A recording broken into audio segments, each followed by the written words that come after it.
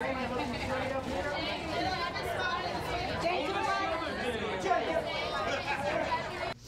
my gosh, I have so many. My father was an incredibly smart and educated man, an engineer by trade, but we had the same love of the arts, as did my mom, and so we shared so many amazing times, from him teaching me how to sing harmony on our front lawn in New Jersey in simpler times, to him being involved in musical theater in a community theater level, and then me having the amazing opportunity of being in some of those shows I saw my mom and dad in. I got to perform them on Broadway. I've had that happen twice, and it was a very amazing full circle moment for me and my family. And right when my father was going through sort of his latter stages of dementia, I was in one of those shows. I was in She Loves Me on Broadway, which my father played Kodai back in the day.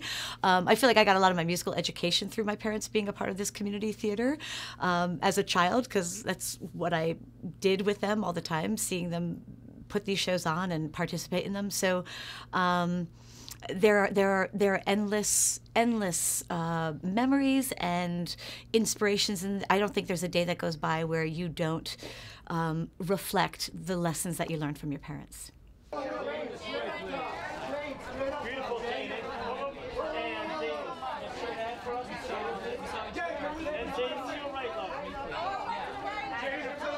Yes, well, I wouldn't have done it if I didn't think he'd feel okay with it, obviously. And I do feel it is a bit of an honoring to my father. I honor my father daily, though, with the way I see his memory and keep the joyous memories that we had together every single day. But yes, I also wanted to make sure my mother was comfortable with it too, because my mother was his primary caregiver through the whole process, and she is doing so well now, and she is a strong, strong lady that I admire very much. But I also wanted to make sure that she was okay with me talking about it, and I think because we knew ultimately that it would be helping other people and other families who are either going through it or who may go through it in the future, we both felt okay about talking about it.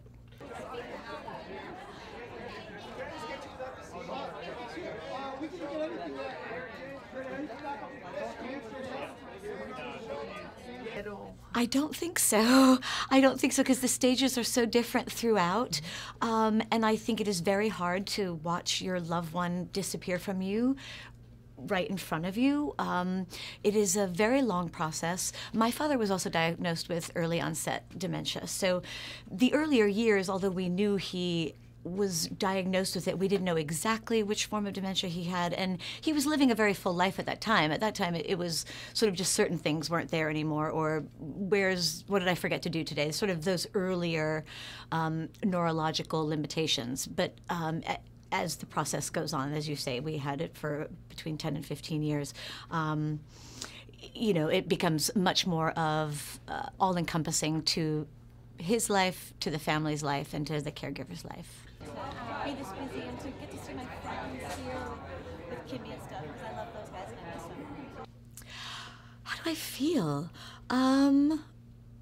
I feel like I hope what I've said today will help others in knowing that the plight is quite similar. I actually learned that today, that many of the people that we heard in the film package that they made, I was like, oh, that's exactly what we went through. And I hope that will, in the minorest of way that I can, help alleviate that, or make other families who are going through this have the same sort of recognition that if you have this in your family, that we're probably all went through or going through the same situation.